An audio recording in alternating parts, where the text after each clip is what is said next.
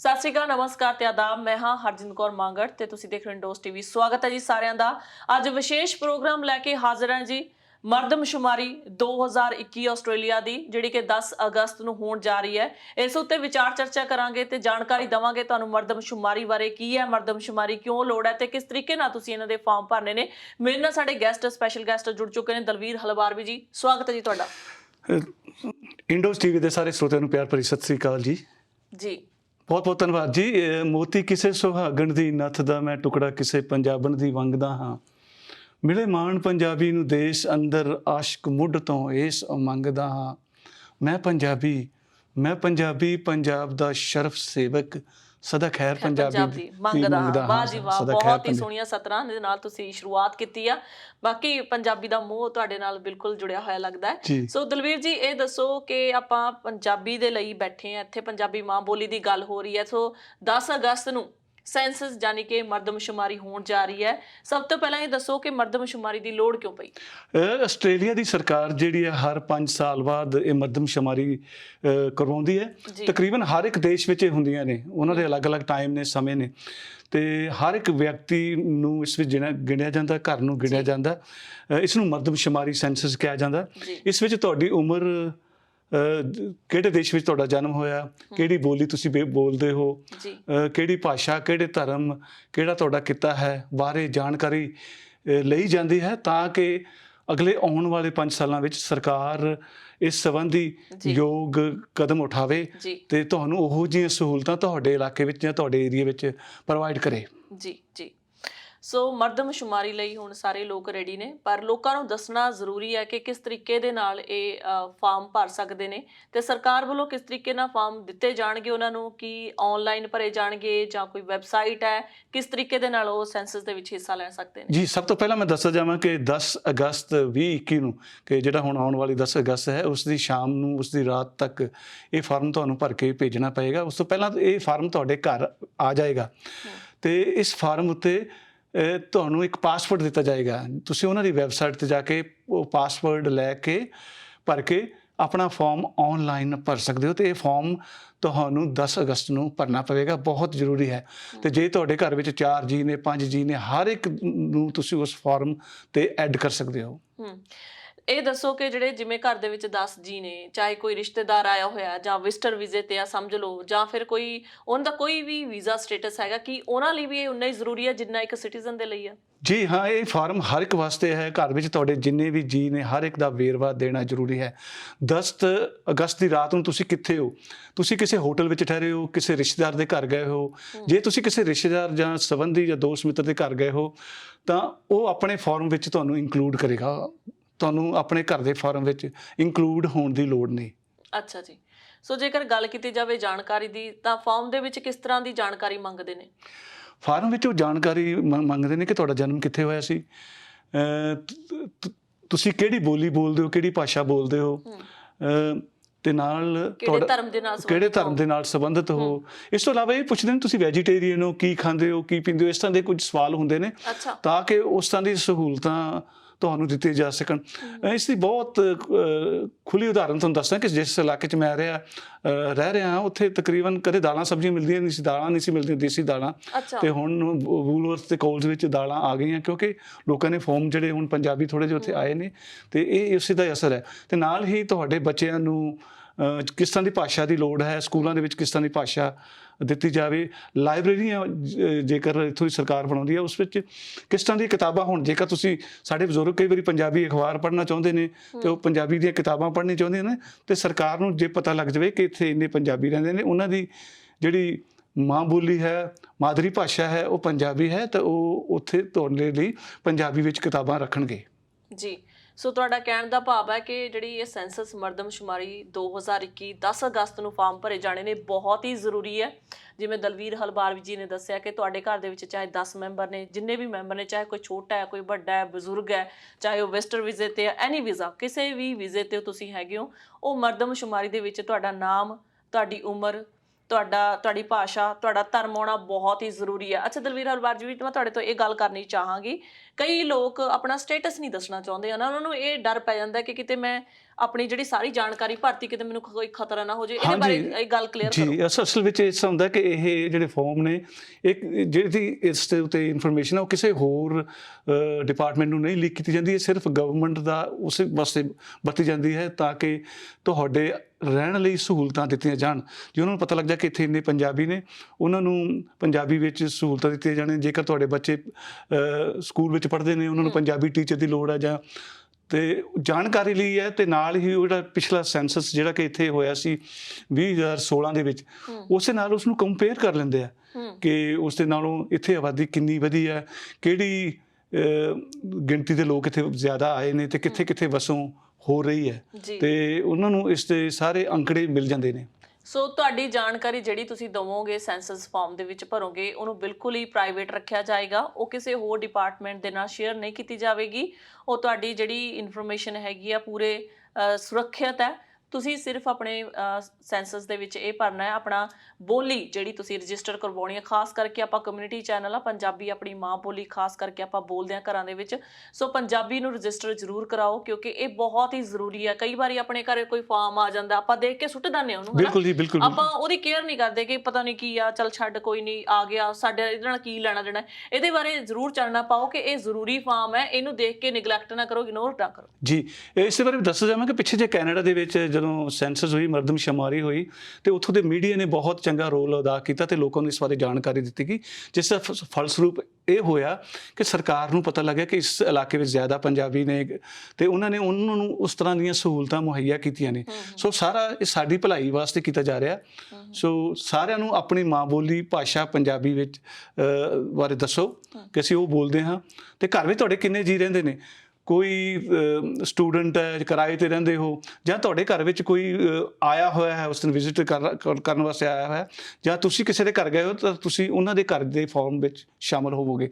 ਤੁਹਾਡੇ ਘਰ 10 ਤਰੀਕ ਦੀ ਰਾਤ ਨੂੰ ਜਿਹੜਾ ਵੀ ਕੋਈ ਵਿਅਕਤੀ ਹੈ, ਉਸ ਦਾ ਨਾਮ ਵੀ ਤੁਹਾਨੂੰ ਫਾਰਮ ਵਿੱਚ ਭਰਨਾ ਪਵੇਗਾ। ਜੀ, ਜਿਵੇਂ ਕਿ ਦਲਵੀਰ ਹਲਬਾਰਵੀ ਜੀ ਨੇ ਦੱਸਿਆ ਕਿ ਇਹ ਬਹੁਤ ਹੀ ਜ਼ਰੂਰੀ ਹੈ, ਕਿਉਂਕਿ ਸਾਡੀਆਂ ਲੋੜਾਂ ਬਹੁਤ ਹੁੰਦੀਆਂ ਨੇ। ਸਾਡੀਆਂ ਸੁੱਖ ਸਹੂਲਤਾਂ ਦੇ ਸੰਬੰਧ ਦੇ ਵਿੱਚ ਇਹ ਜਿਹੜਾ ਫਾਰਮ ਹੈ ਜ਼ਰੂਰੀ ਭਰਨਾ, ਕਿਉਂਕਿ ਜੇਕਰ ਤੁਹਾਡੇ ਪੈਰੈਂਟਸ ਆਉਂਦੇ ਨੇ, ਉਹਨਾਂ ਲਈ ਨੇੜੇ ਤੇੜੇ ਬੱਸ ਸਟਾਪ ਬਣ ਜਾਵੇ, ਉਹ ਰੂਟ ਇੰਨਾ ਨੇੜੇ ਬਣ ਜਾਵੇ ਤਾਂ ਹੋਰ ਕੀ ਚਾਹੀਦਾ ਨਾ। ਤੇ ਸਕੂਲਾਂ ਦੇ ਵਿੱਚ ਜੇ ਭਾਸ਼ਾ ਜਿਹੜੀ ਆਮ ਕਰਕੇ ਭਾਸ਼ਾ ਆਸਟ੍ਰੇਲੀਆ ਦੇ ਵਿੱਚ ਦੇਖੀ ਜਾਂਦੀ, ਚਾਈਨੀਜ਼, ਜੈਪਨੀਜ਼, ਕੋਰੀਅਨ, ਜਾਂ ਫਿਰ ਹੁਣ ਥੋੜੀ ਬਹੁਤੀ ਕਿਤੇ ਨਾ ਕਿਤੇ ਹਿੰਦੀ ਜ਼ਰੂਰ ਆਈ ਆ। ਜੀ, ਪੰਜਾਬੀ ਵੀ ਹੋ ਜਾਏਗੀ। ਜੇਕਰ ਪੰਜਾਬੀ ਆਪਣੀ ਮਾਂ ਬੋਲੀ ਇਸ ਵਿੱਚ ਭਰਨ ਤਾਂ ਪੰਜਾਬੀ ਵੀ ਹੋ ਜਾਏਗੀ। ਤੇ ਕਈ ਜਗ੍ਹਾ ਫਾਰਮਸ ਹੁੰਦੇ ਨੇ ਟਰਾਂਸਲੇਟ ਕੀਤੇ ਹੋਏ, ਉਹਨਾਂ ਵਿੱਚ ਬਹੁਤ ਸਾਰੀਆਂ ਭਾਸ਼ਾਵਾਂ ਦੇ ਵਿੱਚ, ਲੈਂਗੁਏਜ ਦੇ ਵਿੱਚ ਇਨਫੋਰਮੇਸ਼ਨ ਦਿੱਤੀ ਹੁੰਦੀ ਹੈ। ਤੇ ਮੈਂ ਬਹੁਤ ਦੇਖ ਕੇ ਹੈਰਾਨ ਰਹਿ ਜਾਂਦਾ, ਤੇ ਉਸ ਵਿੱਚ ਸਾਰੀਆਂ ਭਾਸ਼ਾਵਾਂ ਦੇ ਵਿੱਚ ਹੈ ਪਰ ਪੰਜਾਬੀ ਵਿੱਚ ਹੈ ਨਹੀਂ, ਕਿਉਂਕਿ ਉਸ ਬਹੁਤ ਸਾਰੇ ਉਹਨਾਂ ਨੂੰ ਜਾਣਕਾਰੀ ਨਹੀਂ ਹੁੰਦੀ, ਸਰਕਾਰ ਨੂੰ ਇਸ ਦੇ ਬਾਰੇ, ਤੇ ਜਾਂ ਜਾਣਕਾਰੀ ਦਿੱਤੀ ਨਹੀਂ ਜਾਂਦੀ। ਸੋ ਸਾਡਾ ਸਾਰਿਆਂ ਦਾ ਮੁੱਢਲਾ ਫਰਜ਼ ਬਣਦਾ ਹੈ, ਸਭ ਤੋਂ ਜ਼ਰੂਰੀ ਹੈ ਕਿ 10 ਤਰੀਕ ਦੀ ਰਾਤ ਨੂੰ ਅਸੀਂ ਕਿੱਥੇ ਹਾਂ, ਆਪਣੇ ਘਰ ਦੇ ਜੀਆਂ ਦਾ ਸਾਰੇ ਪੂਰੇ ਡਿਟੇਲ ਇਸ ਦੇ ਵਿੱਚ ਭਰੋ। ਫਾਰਮ ਭਰਨ ਨੂੰ ਔਨ ਦਾ ਲਾਈਨ ਕੁਝ ਜ਼ਿਆਦਾ ਟਾਈਮ ਨਹੀਂ ਲੱਗਦਾ। ਇੱਕ ਹੀ ਫਾਰਮ ਤੇ ਸਾਰੇ ਘਰ ਦੇ ਜੀਆਂ ਦੇ ਨਾਂ ਤੇ ਉਹਨਾਂ ਦੇ ਪੂਰੇ ਡਿਟੇਲ ਭਰੇ ਜਾ ਸਕਦੇ ਆ। ਕੋਈ ਔਖਾ ਕੰਮ ਨਹੀਂ, 10-15 ਮਿੰਟ ਦਾ ਸਾਰਾ ਫਾਰਮ ਹੈ। ਜੀ, ਸਰਕਾਰ ਵੱਲੋਂ ਕੁਝ ਅਜਿਹੀਆਂ ਸਹੂਲਤਾਂ ਦਿੱਤੀਆਂ ਗਈਆਂ ਨੇ ਜਿਹੜੇ ਸਿਰਫ ਪੰਜਾਬੀ ਬੋਲਦੇ ਨੇ, ਇੰਗਲਿਸ਼ ਸਮਝ ਨਹੀਂ ਆਉਂਦੀ ਆ, ਉਹਨਾਂ ਲਈ ਕੋਈ ਸਰਕਾਰ ਵੱਲੋਂ ਅਜਿਹੀ ਸੁੱਖ ਸਹੂਲਤ ਦਿੱਤੀ ਗਈ ਹੈ ਕਿ ਟਰਾਂਸਲੇਸ਼ਨ ਹੋ ਜੇ? हाँ जी, सरकार वालों जी, जेकर तुसी पाओ सेंसस आस्ट्रेलिया 2021 उन्होंने उस वैबसाइट पर जाओ तो उस जी लैंगुएज ने भाषावां ने उस पंजाबी का भी है, वो सारा कुछ तुहानूं पंजाबी विच मिल जाता है। तो जेकर तुसी फोन पर किसी नाल गल कर सकते हो तो 131 450 उत्ते तुसी पंजाबी विच दुभाषी नाल गल कर सकोगे, जिहड़ा तुहाडी बोली तुहाडी भाषा समझेगा। सो 131 450 उत्ते तुसी मुफ्त टैलीफोन करके ਇਹ ਜਾਣਕਾਰੀ ਹਾਸਲ ਕਰ ਸਕਦੇ ਹੋ ਪੰਜਾਬੀ ਦੇ ਵਿੱਚ। ਜੀ, ਸੋ ਕੁੱਲ ਮਿਲਾ ਕੇ ਜਿਹੜਾ ਇਹ ਮਰਦਮਸ਼ੁਮਾਰੀ ਦਾ ਸਿਲਸਿਲਾ ਚੱਲਣਾ ਹੈ 2021, ਤਕਰੀਬਨ 4-5 ਸਾਲਾਂ ਦਾ ਗੈਪ ਹੋ ਗਿਆ।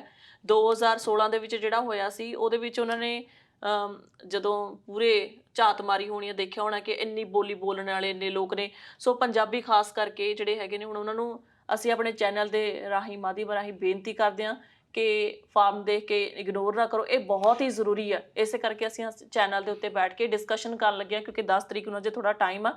ਸੋ ਪਹਿਲਾਂ ਹੀ ਅਸੀਂ ਲੋਕਾਂ ਨੂੰ ਅਵੇਅਰ ਕਰ ਦਈਏ, ਲੋਕਾਂ ਨੂੰ ਜਾਣਕਾਰੀ ਦੇ ਦਈਏ ਕਿ ਜੇਕਰ ਤੁਹਾਡੇ ਘਰ ਚਿੱਠੀ ਰਾਹੀਂ, ਡਾਕ ਰਾਹੀਂ ਇਹ ਫਾਰਮ ਆਉਂਦੇ ਨੇ ਤਾਂ ਇਹਨਾਂ ਨੂੰ ਜ਼ਰੂਰ ਭਰੋ। ਵੈਬਸਾਈਟ ਦੀ ਜੇਕਰ ਗੱਲ ਕੀਤੀ ਜਾਵੇ ਦਲਵੀਰ ਹਲਬਾਰਵੀ ਜੀ, ਵੈਬਸਾਈਟ ਉਸੇ ਫਾਰਮ ਦੇ ਉੱਤੇ ਭਰੀ ਜਾਵੇਗੀ। ਤੁਸੀਂ ਕਿਹਾ ਕਿ ਟੈਂਪਰੇਰੀ ਪਾਸਵਰਡ ਆਵੇਗਾ ਉਹਦੇ ਹਾਂ ਜੀ, ਤੁਹਾਡੇ ਜਿਹੜੇ ਘਰ, ਕਿਉਂਕਿ ਗਵਰਨਮੈਂਟ ਕੋਲੇ ਤੁਹਾਡੇ ਸਾਰਿਆਂ ਦੇ ਐਡਰੈਸ ਨੇ, ਤੁਹਾਡੇ ਘਰ ਦੇ ਐਡਰੈਸ ਤੇ ਇੱਕ ਫਾਰਮ ਆਏਗਾ, ਉਸ ਦੇ ਉੱਤੇ ਇੱਕ ਪਾਸਵਰਡ ਹੋਏਗਾ ਤੇ ਤੁਸੀਂ ਉਸ ਵੈਬਸਾਈਟ ਵੀ ਹੋਏਗੀ, ਵੈਬਸਾਈਟ ਤੇ ਜਾ ਕੇ ਉਹ ਟੈਂਪਰੇਰੀ ਪਾਸਵਰਡ ਹੋਏਗਾ, ਪਾ ਕੇ ਤੁਸੀਂ ਉਹ ਫਾਰਮ ਭਰ ਸਕਦੇ ਹੋ, ਕਿਉਂਕਿ ਇਹ ਸਾਰੀ ਜਾਣਕਾਰੀ ਆਨਲਾਈਨ ਉਹਨਾਂ ਨੂੰ ਮਿਲ ਜਾਵੇਗੀ ਜੀ।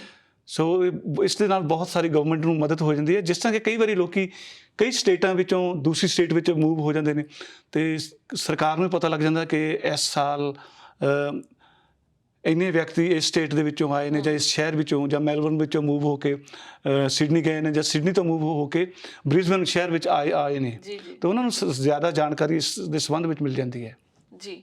ਸੋ ਦਲਵੀਰ ਹਲਬਾਰਵੀ ਜੀ ਬੜੀਆਂ ਚੰਗੀਆਂ ਗੱਲਾਂ ਦੱਸ ਰਹੇ ਨੇ ਸਾਨੂੰ ਕਿ ਕਿਸ ਤਰ੍ਹਾਂ ਤੁਸੀਂ ਪੰਜਾਬੀ ਸੈਂਸਸ ਨੂੰ ਦੇਖ ਸਕਦੇ ਹੋ। ਜੇਕਰ ਤੁਹਾਨੂੰ ਇੰਗਲਿਸ਼ ਭਾਸ਼ਾ ਦੇ ਵਿੱਚ ਜਾਣਕਾਰੀ ਨਹੀਂ ਲੈਣੀ ਆ ਰਹੀ, ਜਾਂ ਤੁਹਾਨੂੰ ਇੰਗਲਿਸ਼ ਭਾਸ਼ਾ ਸਮਝ ਨਹੀਂ ਆ ਰਹੀ ਹੈ, ਤਾਂ ਤੁਸੀਂ ਨੰਬਰ ਡਾਇਲ ਕਰਕੇ, ਜਿਹੜਾ ਦੱਸਿਆ ਦਲਵੀਰ ਹਲਬਾਰਵੀ ਜੀ ਨੇ, ਉਹ ਡਾਇਲ ਕਰਕੇ ਗੱਲਬਾਤ ਕਰ ਸਕਦੇ ਹੋ। ਤੁਹਾਨੂੰ ਸਮਝਾ ਦੇਣਗੇ ਕਿ ਕਿਵੇਂ ਫਾਰਮ ਭਰਨਾ ਹੈ। ਬਾਕੀ ਤੁਹਾਡੇ ਪਰਿਵਾਰ ਦੇ ਵਿੱਚ ਆਸਟ੍ਰੇਲੀਆ ਦੇ ਵਿੱਚ ਰਹਿੰਦੇ ਆ ਤਾਂ ਹਰ ਇੱਕ ਨੂੰ ਅੰਗਰੇਜ਼ੀ ਤਾਂ ਆਉਂਦੀ ਹੁੰਦੀ ਹੈ। ਸੋ ਉਹ ਫਾਰਮ ਜਿਹੜਾ ਹੈਗਾ ਸਟੈਪ ਬਾਏ ਸਟੈਪ ਤੁਸੀਂ ਭਰ ਕੇ ਸਬਮਿਟ ਜ਼ਰੂਰ ਕਰੋ 10 ਅਗਸਤ ਨੂੰ, ਤਾਂ ਕਿ ਆਉਣ ਵਾਲਾ ਜਿਹੜਾ ਸਮਾਂ ਸਾਡੇ ਲਈ ਸੌਖਾ ਹੋ ਸਕੇ। ਜੇਕਰ ਸਕੂਲ ਆ ਜਾਣ, ਪੰਜਾਬੀ ਸਕੂਲ ਦਾ ਵਿਸ਼ਾ ਆ ਜਾਵੇ, ਸਾਡੇ ਲਈ ਪਾਰਕ ਆ ਜਾਣ, ਜਾਂ ਬੱਸਾਂ ਜਾਂ ਟ੍ਰੇਨਾਂ ਦੇ ਰੂਟ ਬਣ ਜਾਣ, ਤੇ ਨਾਲ ਜਾਂ ਜਿਹੜੇ ਸਾਈਨ ਲਿਖੇ ਹੁੰਦੇ ਆ ਪੰਜਾਬੀ ਦੇ ਵਿੱਚ ਉਹ ਹੋ ਜਾਣ, ਜਾਂ ਸਾਡੇ ਧਾਰਮਿਕ ਸਥਾਨ ਜਿਵੇਂ ਗੁਰਦੁਆਰੇ, ਮੰਦਿਰ ਜਾਂ ਮਸਜਿਦ, ਜਿਹੜੇ ਵੀ ਧਰਮ ਨਾਲ ਤੁਸੀਂ ਰਿਲੇਟਡ ਹੋ, ਉਹ ਸਥਾਨ, ਧਾਰਮਿਕ ਸਥਾਨ ਸਾਡੇ ਬਣ ਜਾਣ। ਸੋ ਕਿਤੇ ਨਾ ਕਿਤੇ ਕਮਿਊਨਿਟੀ ਦਾ ਇੱਕ ਇੰਪੈਕਟ ਪੈ ਜਾਂਦਾ। ਬਿਲਕੁਲ ਜੀ, ਬਿਲਕੁਲ। ਇਹਨਾਂ ਦੀ ਜਿਹੜੀ ਰੇਸ਼ੋ ਆ ਇਹ ਵੱਧ ਗਈ ਹੈ ਇੱਥੇ। ਇਹਨਾਂ ਲਈ ਅਸੀਂ ਸੁੱਖ ਸਹੂਲਤਾਂ ਲੈ ਕੇ, ਜਿਵੇਂ ਤੁਸੀਂ ਗੱਲ ਕੀਤੀ ਹੈ ਕਿ ਜਿਹੜੇ ਇਲਾਕੇ ਦੇ ਵਿੱਚ ਤੁਸੀਂ ਰਹਿੰਦੇ ਹੋ, ਪਹਿਲਾਂ ਵੂਲਵਰਟਸ ਦੇ ਵਿੱਚ ਤੁਹਾਨੂੰ ਦੇਸੀ ਦਾਲਾਂ, ਜਿਹੜੀਆਂ ਆਪਣੀਆਂ ਦੇਸੀ ਚੀਜ਼ਾਂ ਆਪਾਂ ਇੰਡੀਆ ਮਿਰਚ ਮਸਾਲੇ ਖਾਂਦੇ ਆ, ਉਹ ਨਹੀਂ ਲੱਭਦੀਆਂ। ਪਰ ਜੇਕਰ ਹੁਣ ਤੁਸੀਂ ਸੁਪਰ ਮਾਰਕੀਟਸ ਦੇ ਵਿੱਚ ਜਾਂਦੇ ਹੋ ਤਾਂ ਤੁਹਾਨੂੰ ਉਹ ਸਾਰੀਆਂ ਅਵੇਲੇਬਲ ਮਿਲਦੀਆਂ ਨੇ। ਖਾਸ ਕਰਕੇ ਹੁਣ ਭੁਜੀਆ, ਤੁਸੀਂ ਗੱਲ ਦੇਖੋ, ਇੱਕ ਜਿਹੜੇ ਇੰਡੀਆ ਦੀਆਂ ਚੀਜ਼ਾਂ ਨੇ ਕਿ ਖਾਸ ਕਰਕੇ ਵੂਲਵਰਟਸ ਦੇ ਵਿੱਚ ਤੁਸੀਂ ਭੁਜੀਆ ਵੀ ਖਰੀਦ ਸਕਦੇ ਹੋ, ਉਹ ਵੀ ਵੂਲਵਰਟਸ ਦੇ ਵਿੱਚ ਸ਼ਿੰਗਾਰ ਬਣ ਗਈਆਂ ਸਬਜ਼ ਦਾ। ਹਾਂਜੀ, ਇਸੇ ਤਰ੍ਹਾਂ ਕਿੰਡਰ ਗਾਰਡਨ ਵਿੱਚ, ਜਿਸ ਤਰ੍ਹਾਂ ਤੁਸੀਂ ਕਿਹਾ ਕਿ ਬਹੁਤ ਸਾਰੀਆਂ ਭਾਸ਼ਾਵਾਂ ਬੋਲੀਆਂ ਜਾਂਦੀਆਂ ਨੇ, ਉੱਥੇ ਵੀ ਪੰਜਾਬੀ ਹੋ ਸਕਦੀ ਹੈ। ਜੇਕਰ ਤੁਸੀਂ ਆਪਣੀ ਬੋਲੀ ਨੂੰ ਇੱਥੇ ਲਾਗੂ ਕਰਵਾਉਣਾ ਤੇ ਤੁਹਾਨੂੰ ਪੰਜਾਬੀ ਮਾਂ ਬੋਲੀ ਵਿੱਚ ਇਹ ਫਾਰਮ ਭਰਨਾ ਪਵੇਗਾ ਤੇ ਆਪਣੀ ਮਾਂ ਬੋਲੀ ਪੰਜਾਬੀ ਜਿਹੜੀ ਵੀ ਹੈ, ਜੇਕਰ ਤੁਸੀਂ ਹਿੰਦੀ ਬੋਲਦੇ ਹੋ ਤਾਂ ਹਿੰਦੀ ਲਿਖੋ, ਤੇ ਅੰਗਰੇਜ਼ੀ ਬੋਲਦੇ ਹੋ ਤਾਂ ਅੰਗਰੇਜ਼ੀ ਲਿਖੋ, ਜਿਹੜੀ ਤੁਹਾਡੀ ਮਦਰ ਟੰਗ ਹੈ, ਤੇ ਉਹਦੇ ਬਾਰੇ ਜਾਣਕਾਰੀ ਜ਼ਰੂਰ ਦਿਓ।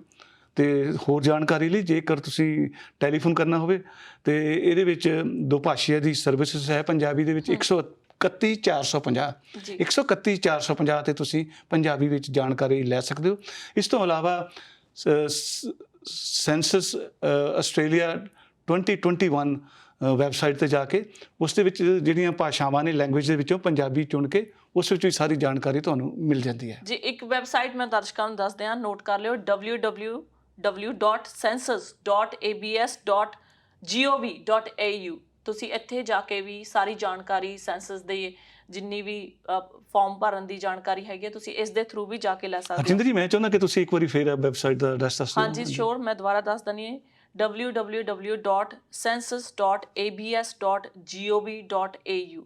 ਸੋ ਨੋਟ ਕਰ ਲਓ। ਜੇਕਰ ਤੁਹਾਨੂੰ ਕਿਸੇ ਵੀ ਜਾਣਕਾਰੀ ਦੀ ਲੋੜ ਹੈ, ਪਹਿਲਾਂ 10 ਅਗਸਤ ਤੋਂ ਪਹਿਲਾਂ ਤੁਸੀਂ ਦੇਖਣਾ ਚਾਹੁੰਦੇ ਹੋ ਕਿ, ਜਾਂ ਰਿਮਾਈਂਡਰ ਸੈੱਟ ਕਰ ਲਿਓ ਕਿ ਜ਼ਰੂਰ ਭਰਨਾ ਹੈ। ਸਾਡੀ ਜ਼ਿੰਮੇਵਾਰੀ ਹੈ, ਸਾਡੀ ਆਉਣ ਵਾਲੀ ਪੀੜ੍ਹੀਆਂ ਲਈ ਵੀ ਇੱਕ ਸਬਕ ਹੋਵੇਗਾ ਕਿ ਸਾਡੇ ਲਈ ਸਾਡਾ ਕਲਚਰ ਜਿਹੜਾ ਅਸੀਂ ਸਾਂਭਣ ਦੀ ਗੱਲ ਕਰਦੇ ਹਾਂ, ਖਾਸ ਕਰਕੇ ਬਾਹਰਲੇ ਮੁਲਕਾਂ ਦੇ ਵਿੱਚ ਜਦੋਂ ਅਸੀਂ ਆ ਜਾਂਦੇ ਹਾਂ, ਅਸੀਂ ਉਸ ਚੀਜ਼ ਲਈ ਮਰਦੇ ਹਾਂ ਕਿ ਪੰਜਾਬੀ ਬੋਲਣ ਸਾਡੇ ਬੱਚੇ, ਜਾਂ ਸਾਡੇ ਕਲਚਰ ਨਾਲ ਜੁੜਨ। ਸੋ ਇੱਕ ਬਹੁਤ ਹੀ ਸੁਨਹਿਰਾ ਮੌਕਾ ਸਾਡੇ ਲਈ, ਇਹ ਸੈਂਸਸ ਸਾਡੇ ਲਈ ਇੱਕ ਸੁਨਹਿਰੀ ਮੌਕਾ ਲੈ ਕੇ ਆ ਰਿਹਾ ਕਿ ਅਸੀਂ ਵੱਧ ਤੋਂ ਵੱਧ ਪੰਜਾਬੀ ਭਾਸ਼ਾ ਨੂੰ ਰਜਿਸਟਰ ਕਰਵਾਈਏ, ਤਾਂ ਸਰਕਾਰ ਦੀ ਨਿਗਾਹ ਦੇ ਵਿੱਚ ਆਈਏ ਕਿ ਹਾਂ ਵਾਕਈ ਆਹ ਇਲਾਕਿਆਂ ਦੇ ਵਿੱਚ ਇੰਨੇ ਲੋਕ ਪੰਜਾਬੀ ਬੋਲਣ ਵਾਲੇ ਨੇ। ਸੋ ਉਹਨਾਂ ਲਈ ਸੁੱਖ ਸਹੂਲਤਾਂ ਲੈ ਕੇ ਆਈਏ। ਬਿਲਕੁਲ ਬਿਲਕੁਲ ਜੀ। ਜਿਸ ਤਰ੍ਹਾਂ ਕਿ ਹੁਣ ਵਿਸਾਖੀ ਮੇਲੇ ਹੁੰਦੇ, ਮੈਂ ਇੰਗਲੈਂਡ ਤੋਂ ਆਇਆ ਕਿਉਂਕਿ ਜ਼ਿਆਦਾ ਸਮਾਂ ਮੇਰਾ ਉੱਥੇ ਰਿਹਾ, ਉੱਥੇ ਵੱਡੇ ਵੱਡੇ ਸ਼ਹਿਰਾਂ ਵਿੱਚ ਜਿੱਥੇ ਪੰਜਾਬੀ ਨੇ, ਸਰਕਾਰ ਵੱਲੋਂ ਵਿਸਾਖੀ ਮਨਾਉਣ ਲਈ ਗ੍ਰਾਂਟਾਂ ਦਿੱਤੀਆਂ ਜਾਂਦੀਆਂ ਨੇ। ਸੋ ਕੁਝ ਇਸ ਤਰ੍ਹਾਂ ਦਾ ਆਸਟ੍ਰੇਲੀਆ ਵੀ ਹੋ ਸਕਦਾ ਹੈ, ਕਿਉਂਕਿ ਉਹਨਾਂ ਨੂੰ ਪਤਾ ਆਪਣੇ ਲੱਗੇ ਸਿੱਖ ਗੇਮਸ ਹੈਗੀਆਂ ਨੇ ਜੀ ਹਾਂਜੀ, ਆਸਟ੍ਰੇਲੀਆ, ਜੀ, ਤੁਸੀਂ ਦੇਖਿਆ ਹੋਵੇਗਾ ਬਿਲਕੁਲ, ਕਿ ਬਿਲਕੁਲ ਜੀ। ਆਸਟ੍ਰੇਲੀਆ ਦੇ ਵਿੱਚ ਪਹਿਲੀ ਵਾਰੀ ਆਸਟ੍ਰੇਲੀਆ ਦੇ ਵਿੱਚ ਸਿੱਖ ਗੇਮਸ ਦਾ ਆਗਾਜ਼ ਹੋਇਆ ਸੀ ਤੇ ਲਗਾਤਾਰ ਸਿੱਖ ਕਮਿਊਨਿਟੀ ਜਾਂ ਇੰਡੀਅਨ ਕਮਿਊਨਿਟੀ ਜਿੰਨੀ ਵੀ ਹੁੰਦੀ ਹੈ ਵੱਧ ਚੜ ਕੇ ਹਿੱਸਾ ਲੈਂਦੀ ਹੈ। ਸੋ ਉੱਥੇ ਵੀ ਸਰਕਾਰ ਦੀ ਨਿਗਾਹ ਦੇ ਵਿੱਚ ਹੈਗੀਆਂ ਨੇ ਇਹ ਚੀਜ਼ਾਂ ਕਿ ਬਾਕੀ ਪੰਜਾਬੀ ਕਮਿਊਨਿਟੀ ਦੀ ਜਿਹੜੀ ਰੇਸ਼ੋ ਹੈਗੀ ਆਸਟ੍ਰੇਲੀਆ ਦੇ ਵਿੱਚ ਵੱਧਦੀ ਜਾਂਦੀ ਹੈ। ਬਹੁਤ ਭਾਈਚਾਰਕ ਸਾਂਝ ਆ ਆਸਟ੍ਰੇਲੀਆ ਦੇ ਵਿੱਚ। ਦਲਵੀਰ ਹਲਵਾਰ ਜੀ ਤੁਹਾਡੇ ਨਾਲ ਗੱਲ ਕਰਨਾ ਚਾਹਾਂਗੀ ਅਗਲੀ ਕਿ ਤੁਸੀਂ ਪੰਜਾਬੀ ਲਈ ਬਹੁਤ ਜ਼ਿਆਦਾ ਕੰਮ ਕਰਦੇ ਹੋ, ਇੰਡੋ ਸਭਾ ਦੇ ਨਾਲ ਤੁਸੀਂ ਜੁੜੇ ਹੋਏ ਹੋ, ਲਾਇਬ੍ਰੇਰੀ ਬਣਾਈ ਹੋਈ ਹੈ। ਸੋ ਕਿੰਨੀਆਂ ਕੁ ਪੁਸਤਕ ਤੁਸੀਂ ਉੱਥੇ ਰੱਖੀਆਂ ਹੋਈਆਂ ਨੇ ਤੇ ਸਿਰਫ ਪੰਜਾਬੀ ਭਾਸ਼ਾ 'ਚ ਹੀ ਨੇ? ਸਾਡੇ ਕੋਲ ਜਿਹੜਾ ਕਿ ਇੰਡੋਜ਼ ਲਾਇਬ੍ਰੇਰੀ ਹੈ ਉਹਦੇ ਵਿੱਚ ਪੰਜਾਬੀ ਤੇ ਅੰਗਰੇਜ਼ੀ ਵਿੱਚ ਵੀ ਬਹੁਤ ਸਾਰੀਆਂ ਕਿਤਾਬਾਂ ਨੇ, ਸਿੱਖ ਧਰਮ ਦੇ ਨਾਲ ਸੰਬੰਧਿਤ ਨੇ। ਇਸ ਤੋਂ ਇਲਾਵਾ ਪੰਜਾਬੀ ਸਾਹਿਤ ਦੇ ਨਾਲ ਤਾਂ ਬਹੁਤ ਸਾਰੀਆਂ ਕਿਤਾਬਾਂ ਨੇ। ਪਰ ਪੰਜਾਬੀ ਮਾਂ ਬੋਲੀ ਦੀ ਬਦਕਿਸਮਤੀ ਹੈ ਕਿ ਪੰਜਾਬੀ ਪੜ੍ਹਦੇ ਬਹੁਤ ਘੱਟ ਨੇ। ਸਾਰਿਆਂ ਤੋਂ ਜ਼ਿਆਦਾ ਜਿਹੜੀਆਂ ਪੜ੍ਹਦੇ ਨੇ ਬੰਗਾਲੀ ਪੜ੍ਹਦੇ ਨੇ ਜ਼ਿਆਦਾ, ਉਹਨਾਂ ਨੂੰ ਬੜਾ ਸ਼ੌਕ ਹੈ। ਸਾਨੂੰ ਪੰਜਾਬੀਆਂ ਨੂੰ ਕਿਤਾਬਾਂ ਬਹੁਤ ਘੱਟ ਪੜ੍ਹਨ ਦਾ ਸ਼ੌਕ ਹੈ।